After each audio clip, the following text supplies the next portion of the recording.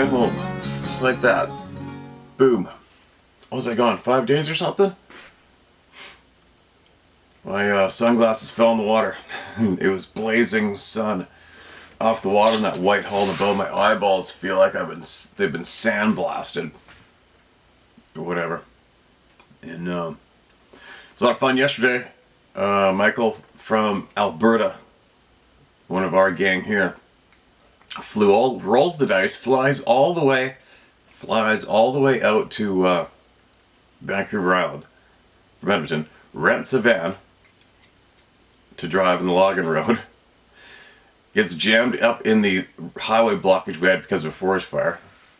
This is all the day before. He's supposed to be at the dock at 5:30 in the morning meeting me for his pre-booked fishing trip. Doesn't bring anybody else, where normally you can share the cost of a fishing charter with a few people. Still the same cost. It's just me and the boat and the gear and the bait and fuel for a flat rate, right? Nope. He's coming alone. Second time. And then last year it was quite windy. We couldn't get on the halibut spots or anything, and he got some fish. Lost a couple big ones, and we sent him home with a bunch of halibut we had in the freezer though too, to make up for to make sure he had enough fish to bring home. So anyway, the day yesterday was incredible. Flat, calm water, no clouds, sunshine, no wind. Bam! Gets his limit of beauty salmon first thing in the morning. You're allowed 2 Chinook salmon each per day, and for one day, I think he caught altogether 6 salmon. I think he caught 8 different species of fish. Caught fish all frickin' day long, and then we ripped out offshore, threw the anchor out, threw the gear down. Bam! Got him a real nice halibut. I forget what it was, how big it was. 35. We thought it was 40. It was a good fish. Anyway, he was tickled pink. That was his goal, was to get that big halibut, and he got it. And then went back in to shore and farted around, watched whales, and caught more fish and let him go, and had a lot of fun. So it was really good. But anyway,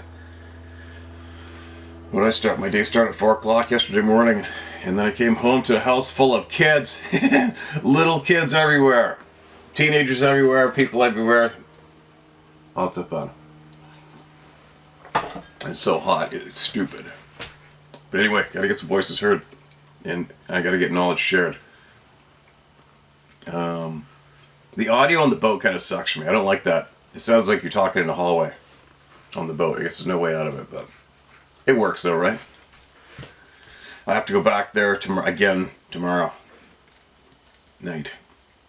Anyway, so quick note. I'm going to share with you guys something that I feel is worthy of sharing. I think the world should know. I was talking to a friend of mine, and what shall I say? Who he is. I have to keep his identity off of here for obvious reasons, because let's just say some of his fellow co-workers are Canadian generals. All right? That's what he told me, flat out. Because the people in the military, they can't talk on their phones, they can't text, they can't email, they can't do nothing once they get up to a certain level, where this man is, a very certain level. But we got to have a face-to-face, good, great conversation. And I respect him a lot. He told me that Canada lost 4 generals. Wasn't really very public. During the time that the nasty, evil powers that be, while they controlled our government, whatever's going on. Remember when everybody was trying to get one of these forced into your body? Right? 4 generals said, not a chance, you're not sticking that needle in me. Guess what the Canadian government did to them? They needed to figure out how to get rid of them then. So they brought them up on sexual, what's it called? Sexual harassment? No. Sexual, some kind of, they came up with a bogus sexual harassment? Oh man, sorry, I'm just woken up, you guys, it's early in the morning. Anyways, they brought him up on sex charges. Sexual harassment charges, whatever it was. Sexual misconduct. There's the word I'm after, sorry. They charged them all with sexual misconduct and got rid of them. That's fact straight from the pipe. And apparently one of them, hopefully all of them, but I think he said one of them or both of them are successfully suing the Canadian government for defamation of character. Millions. Now, my question with this is, who is it? Like, I was talking to him, I'm like, there must be a lot of you people, meaning military, are absolutely frustrated. And listening to somebody in military vent about what's going on at what's called the top is quite alarming. It's quite alarming. And I asked him, I said, could all you imagine? Remember, I'm just talking to my friends here. We're all friends. I'm just sitting at the coffee table, you guys talking, right? That's how I carry myself when I'm sitting here. I said to him, I go, if I was one of those generals, I would go at it like a ruthless, relentless wolf, whatever. And I would dig and dig and dig until I found the very first person that came up with the words sexual misconduct when somebody would not take an unproven, untested mandatory blast in their body. I would find that person. We'll leave it there, but I would find that person. I would dig until I found the original one who said, all right, they're not going to do it. They're a general. They've done so much good for this country, their whole careers, all their lives. Let's waste them with sexual misconduct then. Yeah. Who was the first one sitting in that board meeting, whatever they're doing, wherever they are, come up with that sentence right there? Who is it? Right? I would like to think that the entire country would want to find that person. Right? Go to the source. Straighten it out. Anyway, that topic gets me fired up pretty good. It's a topic a lot of people probably don't want to hear about, but it's a topic that needs to be talked about and it can't go away. Anyway, we had good conversation about a lot of things. And everybody's in amazement of what's going on in the world today. Everyone is in amazement of what's going on in the world today, shaking their head like, what is going on? And everybody's saying it's got to come. It does have to come to a head, right? Something's got to come to a head. Something. Anyway, that was fresh off the. That was a conversation I had before going to bed. So I woke up going like this still. I gotta share with all you guys. But anyway, let me get a couple more sips of this go juice in me. And find some very important voices to be heard. And then I have to get caught up. I'm behind on a million emails. I'm behind on a million texts. I'm behind on everything when it comes to it. I get so much. There's nothing I can do about it. It's very frustrating. So many people trying to communicate with me. So many things I need to do and communicate back with people. And it's so hard because I give a shit. I care. I give a shit. That's the frustrating part. If I didn't give a shit, well, I wouldn't even be talking about it. But I have to get caught up. Even my NDA, which all of the contributors to Melba Ketchum's GoFundMe, I haven't even got that signed and faxed up. I told her before I went fishing on this last week, I said, yeah, I got this. I'll get it to you today. And I left, and then I realized, oh shit, I didn't get it scanned. Sarah didn't get it scanned for me and in my email. So I got to get that done today too. There's nothing I'm not behind in. And I'm sure people out there might think they are getting disrespected or something because I'm not answering. I just haven't either got your message, got your text, or haven't been able to reply yet. But I'm going to. All right. Sometimes I envy these people. Like when I hear the Sean Ryan podcast, I hear he's got a team of 5 people. A team of 5 people it takes to get him to sit in a room and talk to somebody. 5. Man, the shit I could get done with 5 people. Team of 5 people, right? I don't know. Should we do that, you guys? Should we go that extra distance? Should we really get this thing ripping? What do you think? I just don't know the ins and outs of how to do that yet. I'm sure I could. It needs all time, right? Oh, sorry. One more topic I'm going to drop on everybody here. Now listen to this.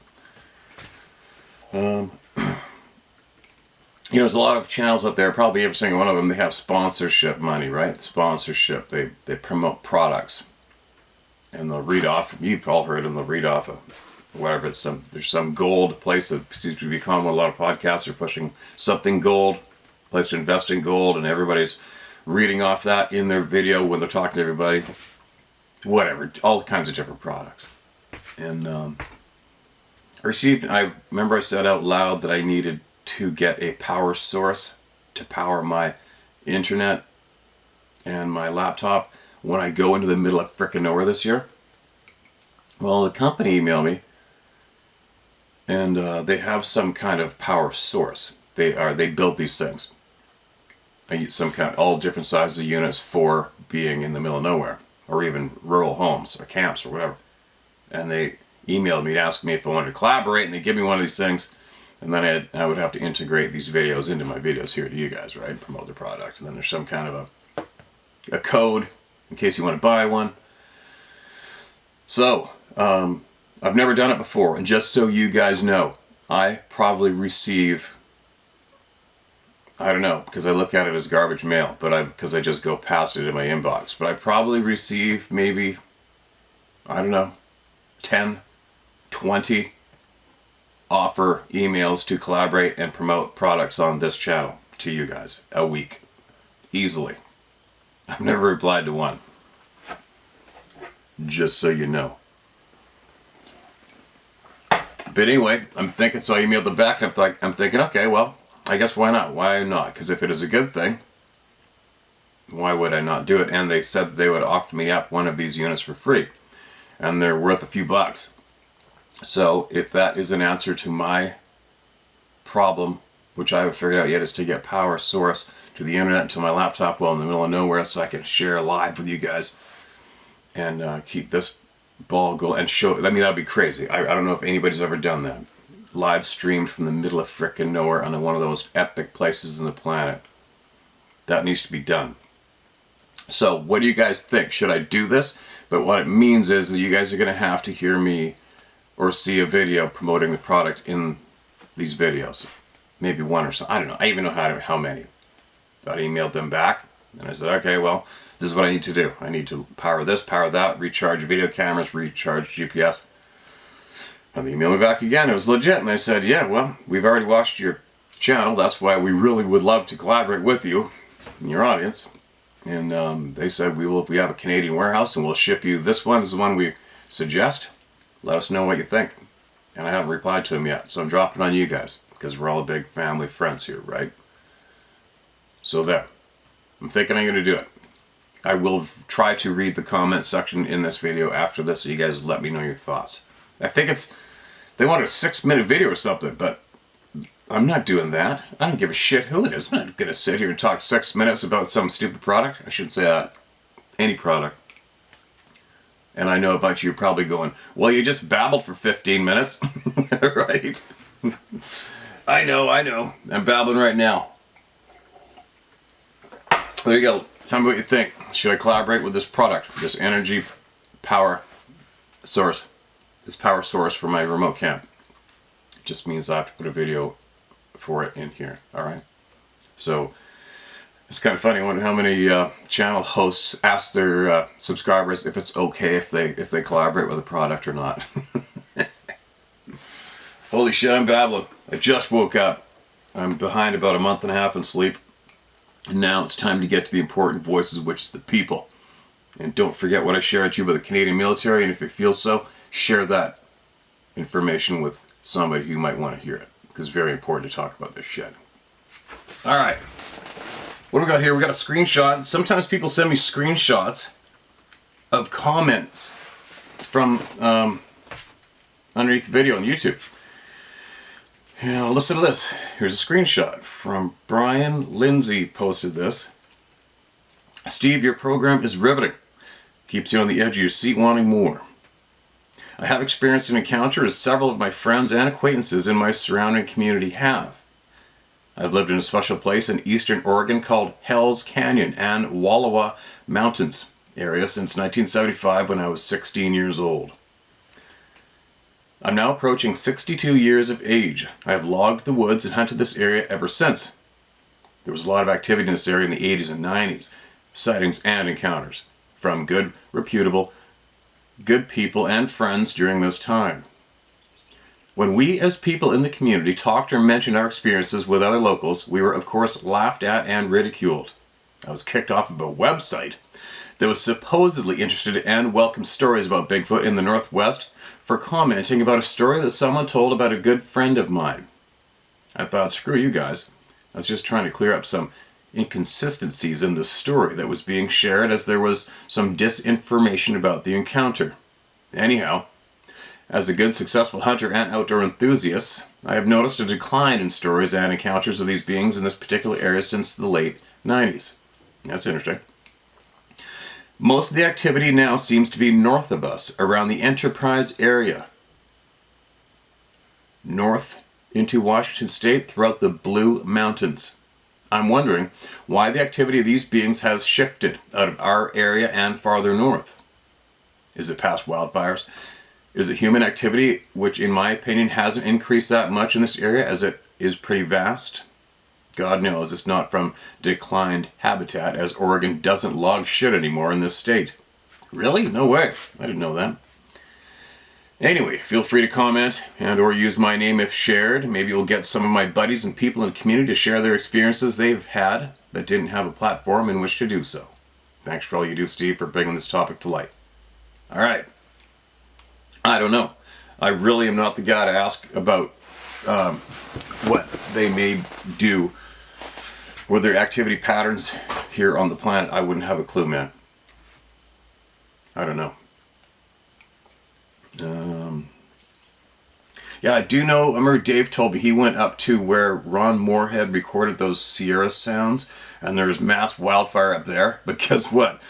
There was a patch of timber that didn't burn, and that was where they had their camp, and that's where they interacted with these beings. Didn't burn. Crazy, right? But I don't know.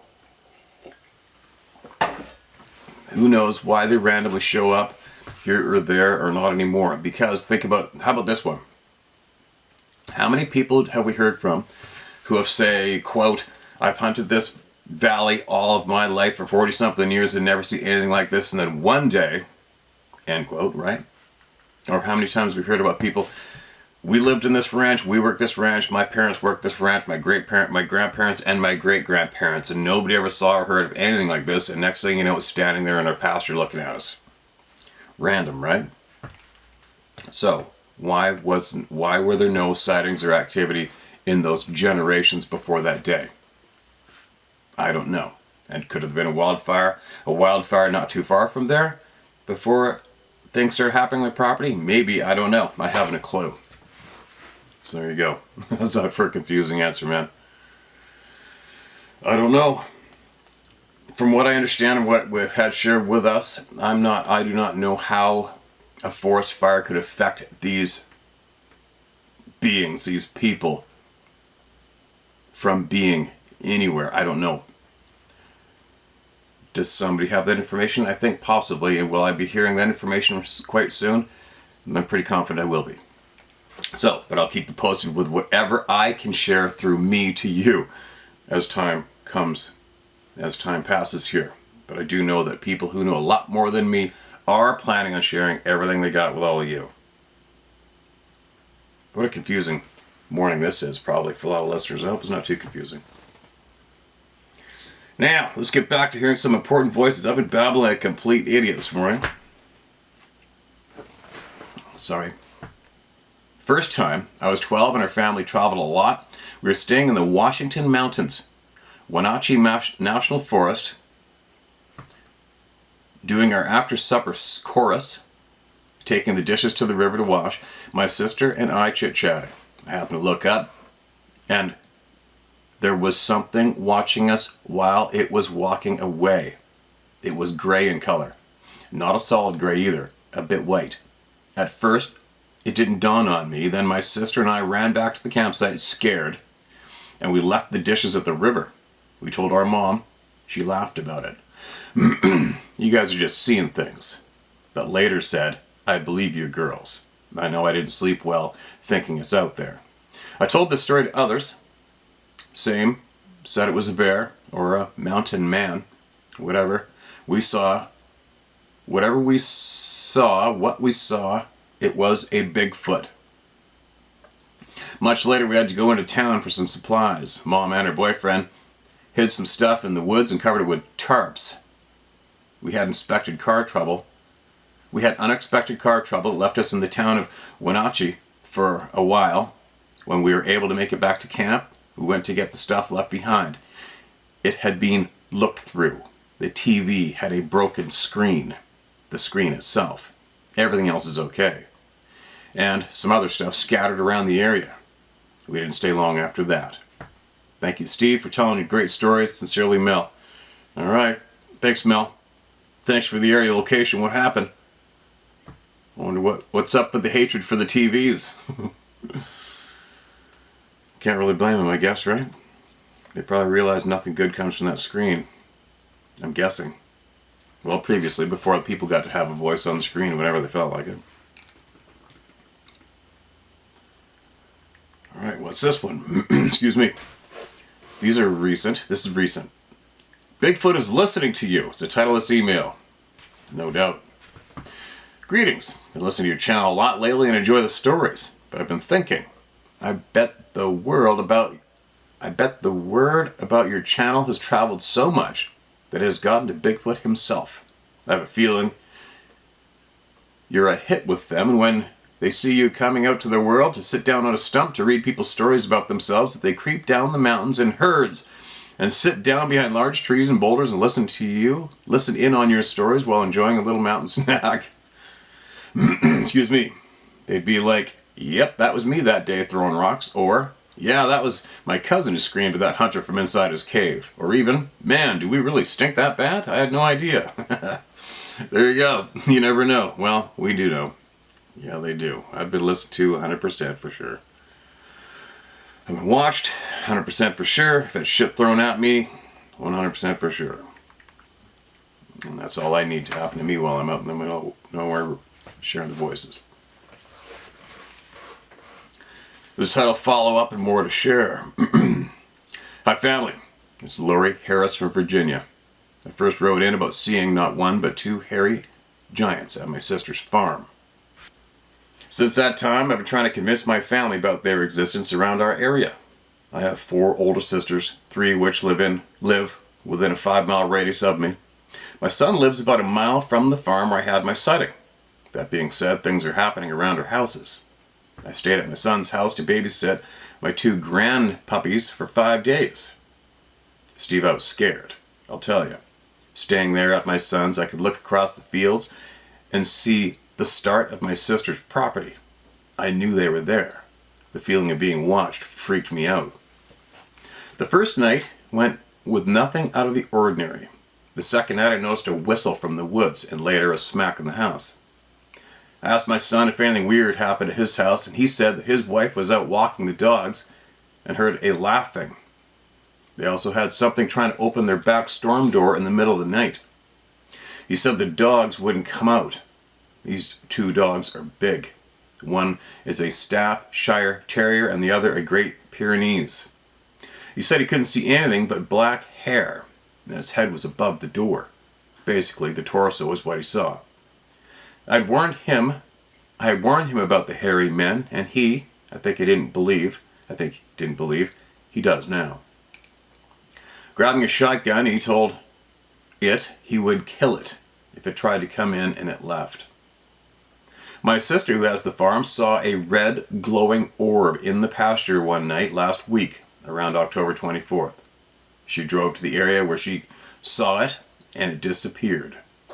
She built a big barn for her horses. One night something pushed the main beam up. It cracked.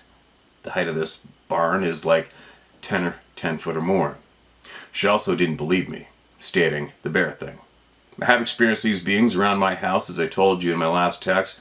I have structures and footprints around here. The other night my camper was pushed. I yelled at it and was left alone for the rest of the night. I have a piece of a puzzle, but don't know how it fits. I noticed that after I meditate and clear my mind, I experience some action from them. Something about vibrations attracts them. Think about it. Most people are doing something they love when they see these beings. Your vibration is high. It fits somewhere, but I don't know where. thank you for listening, and advice too. If y'all are near Virginia, just know you have a safe place to stay if ever needed. Lori, appreciate you. Thank you so much for that kind offer. And I believe you may be onto something there, because not too many people have wrote in and stated that about doing what you love. Your vibration's higher. Boom. You never know. You never know. It's something to ponder. Also shows that your mind's churning and digging, which is good, right? Everybody's digging and thinking. Vibration definitely has something to do with our existence, without a doubt. It doesn't take much to show what vibration does. Have you ever gone into a stadium to watch a huge fight or a concert? Music, right? Music is huge. It gives us goosebumps. We get goosebumps in our arms just from music, just from a voice, right? Vibration. Our vibration is a very, very real thing. Very real thing.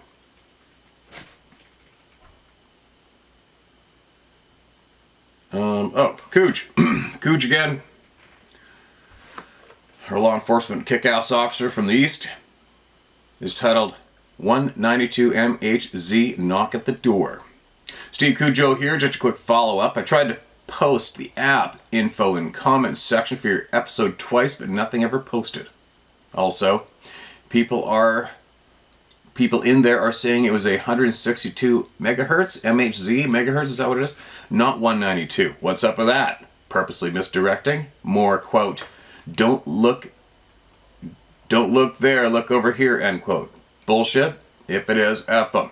First off, it was definitely 192 megahertz. Anyone can watch the episode to verify. Season 4, episode 10, the app I used was, quote, frequency sound generator, end quote, from Lux Deluxe. One word, Luxdelux. Free on Google Play. Screenshot of what the icon looks like attached. Don't know why my comments didn't post, but I wouldn't be surprised if they were intentionally removed by an outside 3-letter government agency, Cujo. There you go. See that? I hope you can see that. I think you guys can see that. But that's the app that he had when he changed. I gotta think back to that email, Cujo. Wasn't that long ago? Was that a couple weeks ago? Yeah, you changed that sound frequency and something came blasting back at you immediately, annoyed from a certain area or something, right? Sorry, man. See, if I had a team of 5 people, then people would just dig back in your email right away and have the exact quote to share, right? Alright, thanks for that, man. Appreciate you. Hope you're safe over there. Stay in touch. Don't go away from us.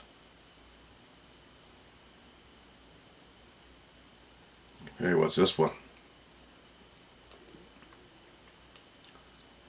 Lots of short ones this morning. Puzzle may be getting bigger. It's the title of this email.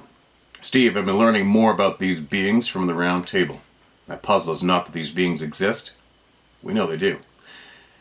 But if there is more than one type, it would make sense that there is. Listening to all the experiences, it looks to me like some have been bad encounters, but most have been good. I myself have had many encounters and only one was not good. You read that one earlier this year in 2023. So, are they more like humans than we think? Meaning, do they have different races like people? As far as why we're being lied to, if the government was to come forward with this to the people, then the sheeple would start to question what else is being kept from them. Thanks for all you do. You can use my name. I'm 49. I don't give a rat's ass about what people think of me. Kenneth Cantor, Senior U.S. Army Veteran. Sir, thank you so much for emailing. Yeah, man. Without a doubt. At this stage of the game, you realize how ridiculous it would sound for one human being that accepted these truths that's going on in the real world today around us. If you accept that as fact, but then you can also at the same time dictate that there isn't anything else. Said no one ever, right? Our existence is a mystery at this point. I said it from day one. I don't think we will be able to wrap our noggins around much until we figure out our own shit first, right? Right? Don't you think? Yeah. Our truth. Yeah, like I mentioned earlier, for me on my ride, the second I started to mature and grow and look back to that day, that whatever it was, whoever was up on that rock looking at me, and then as I matured and watched and learned and watched and realized this is an absolute embarrassing shit show going on around us. The lies, the misleading, the deceit, 110%, man. As soon as you get slapped in the face with reality's beings, you do question everything. And if you don't, well, you're probably one of the walking dead, possibly. Dead between the ears, as far as I'm concerned. But that's okay. Whatever it takes. Whatever your ride is, it's your ride. Yeah, I don't know. I hope everything comes to a head before my ride's up. I want to learn everything. I want to watch this shit show go down. The amount of control, the evil darkness is amazing to me. It's amazing. I was referring to us last night in my deep conversations with a friend of mine, how I feel we're just the worker bees. This stage of the game, we are meant to be the worker bees. Right? This is titled, I don't know what I saw, but it may help the round table connect some dots. Hi Steve, I'm writing this from England, and I hope this email finds you well. I hope it finds you well too. You can go ahead and use my name, which is Adrian Lorem. I stopped giving a shit what people thought about me a long time ago. Right on, brother. I had a strange encounter in my hometown called Thetford in the county of Norfolk. It was in October of 2009, exactly 1 week before Halloween. I had grown up on the land that it took place on. I slowly watched over the years as it turned from farm, land, and forest to a housing estate. It was on the outskirts of the town, closely located near other farmland and forest that was still in use. I've attached some satellite photographs from Google to give you some idea of the topography as it is today. I've also circled in red the area in which the event took place. Now, bear in mind, I grew up in this land. I fished this land. I built tree houses and dens in the forest, brought home every wounded wild animal I found, made my first bow here. It was every little boy's dream adventure playground. So it is fair to say I explore every nook and cranny and know every grain or dirt in a good 1.5 mile radius around my home. To give you some idea of myself, I don't scare easily. I was completely skeptical. However, I would like to add open-minded to extreme possibilities. I'd heard all the supposedly true ghost stories from my parents and family over the years, repeated at every get-together. I've always dismissed them as overactive imaginations or embellished truths. I mean, if you want me to believe something, you have to present me evidence. I am a qualified mechanical engineer, so natural, my mind works scientifically with logic. Herein lies the problem. I just have not been able to get my head around what I saw on that fateful night. What happens when an unstoppable force hits an immovable object? It just did not make any sense until I saw one of your videos. I had not thought about this for a long time. However, I've watched your channel now for the last year or so. I caught one particular video recently where you mentioned somebody saw one of these beings with bold blue eyes. The memory of that night came rushing back. It gave me a cold chill and goosebumps up my neck. I had not ever considered that I could have possibly seen a Sasquatch over here in the UK. I thought it was unheard of. So anyways, here comes a description of what happened. As I said, it was October 2009, exactly a week before Halloween. I think it was a Friday, but don't hold me to that. I was making my way to work for the night shift at a courier company. I worked from midnight to 0830 hours, so it would have been about 2340 hours. If you look at the most zoomed in photo I sent, I walked down the pathway across the grass-covered field. I added a red arrow so you can see my direction of travel. I entered the small belt of trees and turned left on a trail that the deer used to traverse the now urban environment. I knew the path well and was always at ease in the wooded areas even at night. In fact, I knew it so well that I was thinking I had to be aware that an old fence post nub was coming up. It stuck out about 6 inches of the ground and always tripped up anybody that walked with me that way. Sorry, guys. As I approached the area where this fence post nub was, I noticed a blue light further in the trees. I thought somebody had got overexcited and started to put their Christmas decorations up a little prematurely. From my perspective, it looked to be along the fence line into the back of the houses. I let out a little chuckle to myself in amusement, and that's when it dawned on me those were no Christmas lights. As I chuckled, the one light I saw turned into two. For some reason, I froze dead in my tracks. I mean, I was literally mid-step. My trailing foot was bent to the toes as I froze up. Location: I am the green dot zoomed in on in the map. Being was yellow dot on the map inside the red circle. It was not a fear that I froze. My mind was trying to comprehend what I was looking at. It was quite clearly two large aqua blue eyes staring at me from the fence line. The fence was 6 foot in height, and these eyes were easily 2 feet above that. How do I know these were eyes? Well, what must have been only a few seconds but actually felt like minutes, I could make out the outline of what I thought was a hooded head and shoulders. Nothing at all below that. It was that dark in the wooded area, I couldn't make out any more detail. That hooded look could plausibly be due to having a conical shaped head, as suggested by many who claim to see these forest people. It seemed to be peering over the fence when I disturbed it.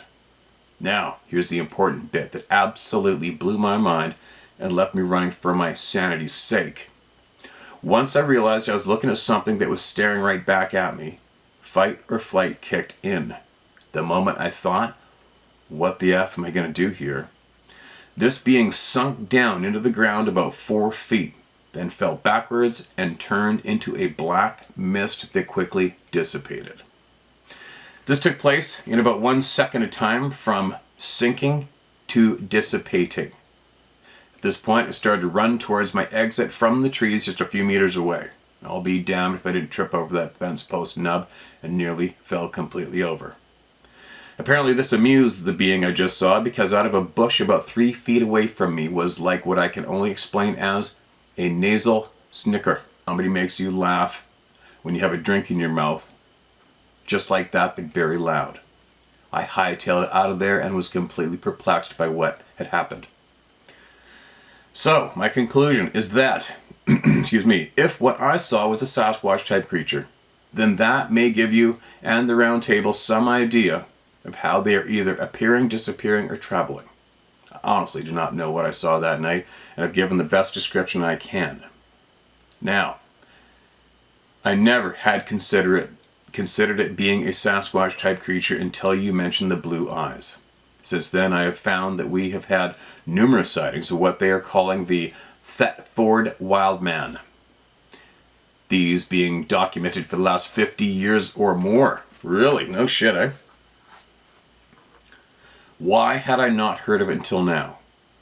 It is obviously being suppressed. I have told a very few people what I saw that night. I'm usually shunned or ridiculed when I do. So it eventually ended up forgotten and locked away in the old memory bank. Well, that's my encounter. Please keep up the good service you're doing. Yes, that's right, Steve. You're doing a great service to the world. If the world had 100 more like you, then maybe we wouldn't be in such a shitty mess as a species. Very sincerely and respectfully, from a kindred spirit, Adrian Lorum. Adrian, appreciate you, man. Thank you so much for that generous chunk of time. Just looking at your photos here. There you go. So I don't know if I should load these. I guess you guys, some of you guys are going to see this area for sure, but I have to load these on the editing program. I won't be able to show you like this on this camera because it's manually focused. See, if I go like that, it's not going to work out. There you go. Shunned and ridiculed, laughed at. Oh well. Doesn't matter about that. I haven't heard that wild man name referred to here yet, but we have had a lot of people from the UK are chiming in though, right? So, another strong pattern, right? Emails coming from the UK. But it's amazing how many academic type, getting back to the previous email before this one too, the science engineer, there's a lot of how do I say this? I'm not trying to be insulting. There's a lot of people who have gone a long ways in the education system, university, public school, leading to university afterwards, college, whatever, gone a long ways and have received their human created and delivered credentials. Am I saying that the right way? Remember, my brain and my lips don't mesh up properly at times. But there's a lot of people who have had advanced education in the system come here and are listening to all of you here a lot. Why is that? Hopefully because they realize that your most honest knowledge, the real true knowledge, is going to be only from the people, right? From sharing stories. Just like the First Nations people before us on every continent, what happened? They all sat around and shared stories and passed the stories down. That was important. That was a huge important role. Sharing the stories with your community. That's what they did until something happened. Something happened where all those various cultures got suppressed, hammered on, shredded, and they stopped. Ultimately stopped those communities from sharing stories. Right? Right? Think about that one. But now we're sharing stories again. Just like the First Nations of various continents did for how many years? They shared stories, they passed on the knowledge. That's what we're doing. And I'm sorry, but what I'm getting at is how attractive this method of knowledge sharing is to everyone across the board, right? Around the world. It's interesting to watch, it's exciting to watch and learn the power of the voices of the people. Man, I'm babbling today. It's funny, I'll babble away and I post it up here and I haven't been kicked off of YouTube yet, so for being a dumbass. It's a ramble fest today. I sincerely hope that my brain and my mouth is meshing up today. Only you guys will be able to figure that one out because I'm posting it up anyway, whether I sound ridiculous or not. Now, there we go. Another blue-eyed version, which fairly common, not that common, but we have had a lot of people share the blue-eyed thing. All right, listen to this. This is titled Algonquin Park, Ontario, Big. This is the title of this email. Great channel. Started following about a month ago. You can share my name if you want. I want to say I think you're doing justice for people that have had these experiences. I live in Ontario, Canada. For many years I've been going to Algonquin Park, portaging deep into the park, never really looking for evidence of Bigfoot. In 2015, on a 5-day trip, we pulled into a campsite. As we're unloading our gear, we hear a terrifying growling sound. Without hesitation, we got the hell out of there. I've always had an interest in Bigfoot. I think with all the evidence, why would they not exist? Maybe it was wolves fighting over food, I'm not sure. We didn't stick around to find out. In 2019, on another 6-day trip in Algonquin Park, we went out to take splake off the bucket list. We went our last 3 days on a lake that has splake. I guess that's a fish. It went well and crossed that species off the list. Anyhow, the day we were leaving, we packed up and crossed the lake to the portage. Once we got all our gear up to the path and the canoe, we decided to have a snack for energy, as we had a 2,100 meter portage. Alright, that means when you're portaging, it means to pack your canoe and all your belongings over land from one body of water through the forest to the next body of water and put your shit in the water again. That's what that means. Once we got all our gear up to the path and the canoe, we decided to have a snack for energy as we had a 21 meter portage. At this point you could see most of the lake and our sight was just straight across. For some reason, I don't know why, I looked over to our sight. I could not believe what I was looking at. A massive, hairy figure came out from behind the tree. It took a few steps and got behind another tree. It was looking at us from behind the tree. Only his head and part of his shoulder was visible. I didn't say a word to my buddy. His son was with us and I didn't want to freak him out. He was only 9 at the time and it was his second time coming on trips with us. I didn't want to ruin this experience for him. and kept this to myself for 2 years. I just recently told my buddy what I saw. He asked, why didn't I say anything? Well, for one, I didn't want to scare your son, and I didn't think you would believe me. Thank you for what you do on your channel. You helped me actually talk to my buddy about it, and it actually took a load off my back. I'm not scared of them. I don't look for them either. I hope one day I do believe, with all the hard work you do, they will be recognized. Thank you so much for listening. Take care and be safe. All right, man. Appreciate that email. And you know, I always tell people to talk no matter what, but just then, this email, you made me think for a second. All right, well, true enough, you got a 9-year-old boy there. You don't want to ruin his frickin' life in the outdoors in the real world. So that's a very important point to take note of, right, you guys? It's a funny topic, experience, moment to dance around with in your brain to decide the right thing to do at the time. Obviously, right? It's a good point being made. What do? Do you point that out to that man and child sitting right there and possibly destroy that child's future in the real world? Do you possibly cause PTSD for someone? I don't know. I think maybe that possibly is the right thing to do. See it, take note, holy crap. And then go about slowly educating the young ones on the topic, so it's not just a smack in the face with shock. But then again, later on, would those people think, oh man, really? We just missed a 1 in a million opportunity to actually see one of those beings with our eyes? You should have told us. So there's that part too, right? Go with your gut. Go with your gut. Your gut will know what to do. That's for everybody. Your gut knows what to do, how to do it. Why is my charger working? Oh, well, I got enough juice left here. So many.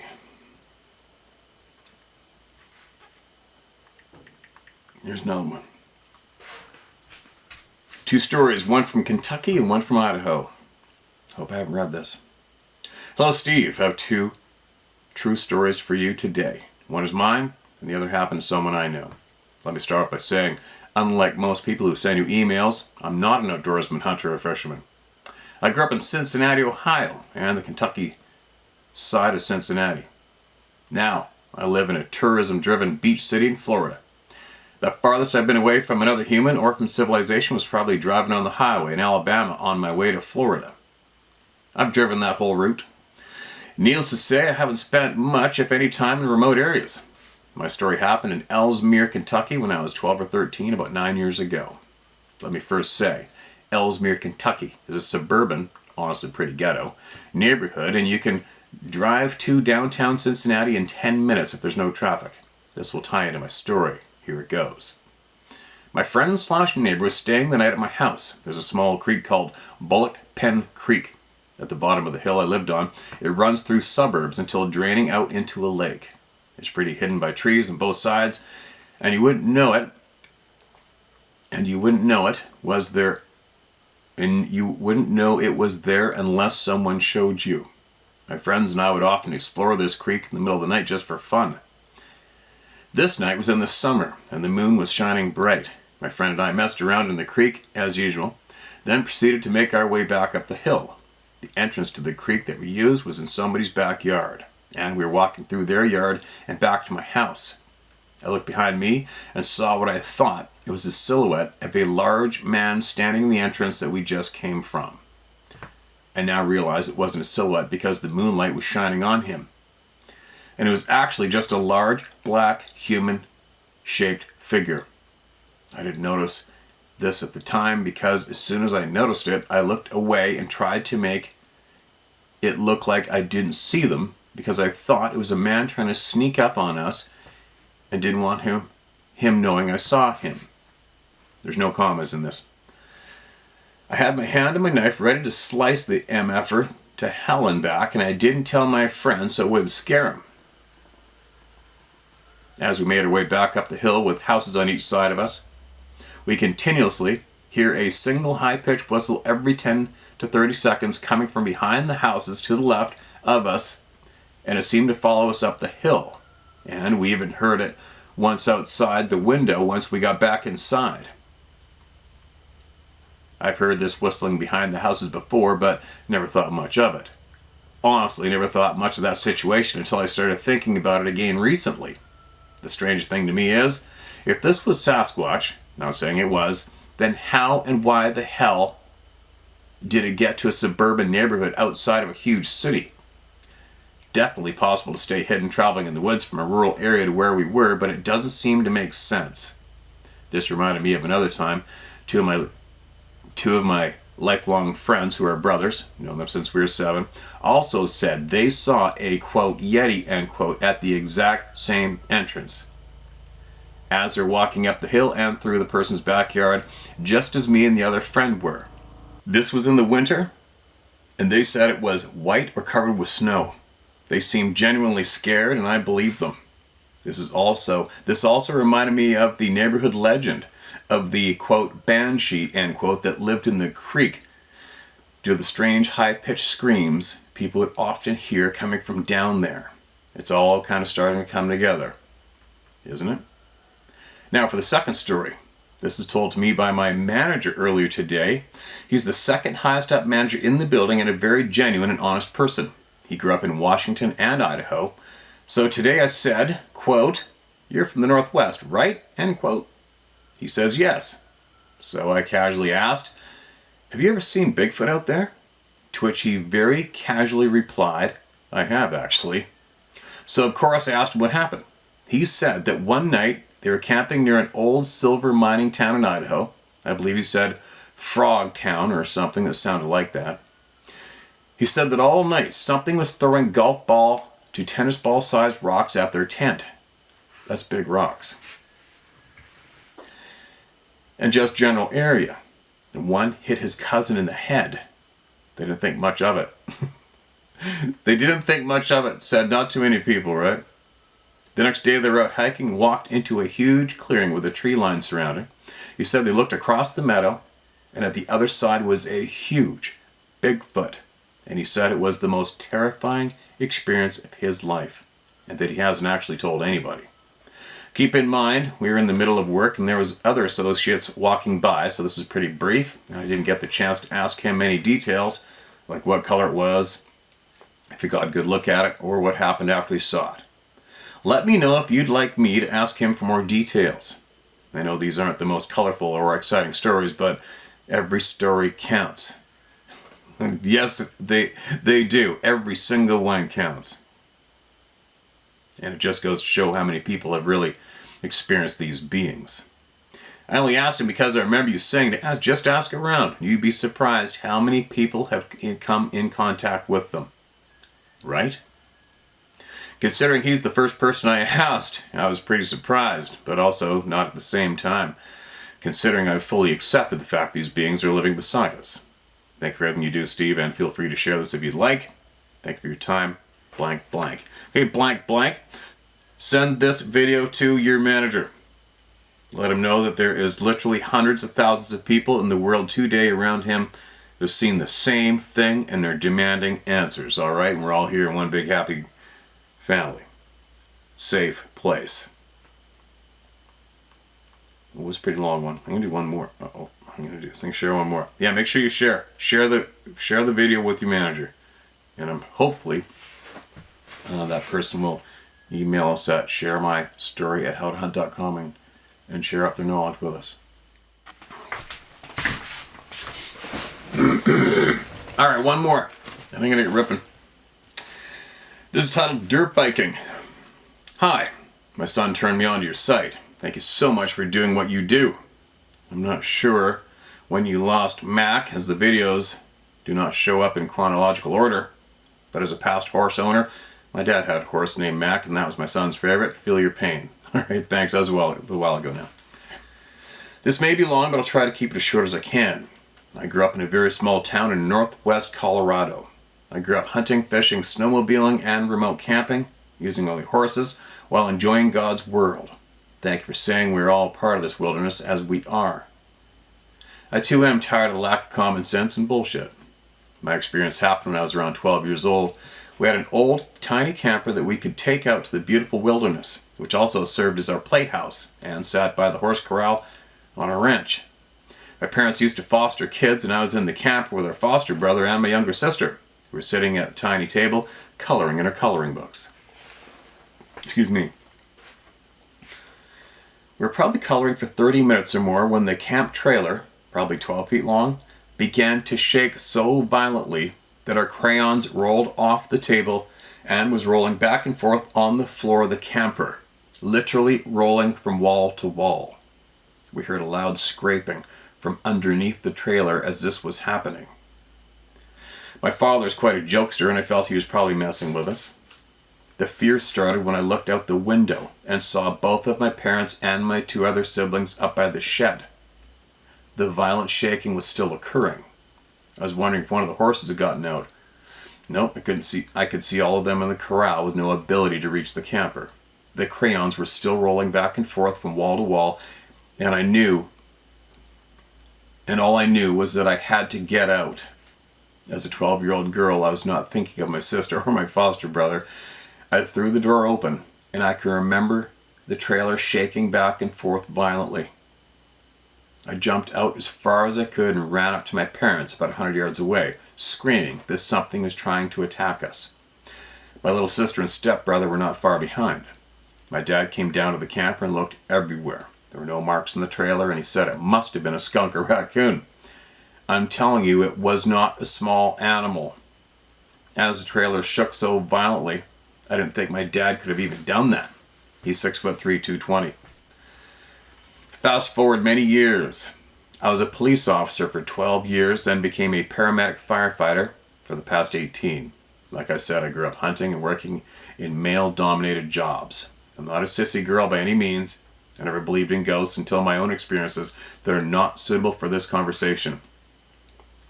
But my oldest son has a 6th sense. He's seen the dead since he was old enough to talk. I won't go into these stories, but I want to relay what happened to him a few weeks ago. Wow, that's interesting. He's an avid hunter and dirt bike rider. He's in an area about an hour from where we live, riding his dirt bike. Alone, which drives me crazy, but he's 19 and I can't coddle him or tell him what to do. Good for you. Let him grow up to be men, right? It was dusk and he was in an area with a lot of pine and quaky trees. Remote with a pretty legit 4x4 road, one way in and back. He explained he could see all the trees and their shadows, but it was starting to get dark with no direct sunlight. He said he was going about 30 to 40 miles per hour, hauling ass for a dirt bike on a technical trail, when he saw what he thought was a huge, wide tree and a shadow across the trail. Suddenly the shadow moved and realized that what was casting the shadow was huge and was definitely was not a human or animal. He elk hunts, has seen wildlife his whole life. Immediately, all of his hair stood on end. He called me and said, "Mom, I don't know how to explain what happened. This thing put his thoughts in my mind. It screamed at me to get out." I refused to look at it or slow down.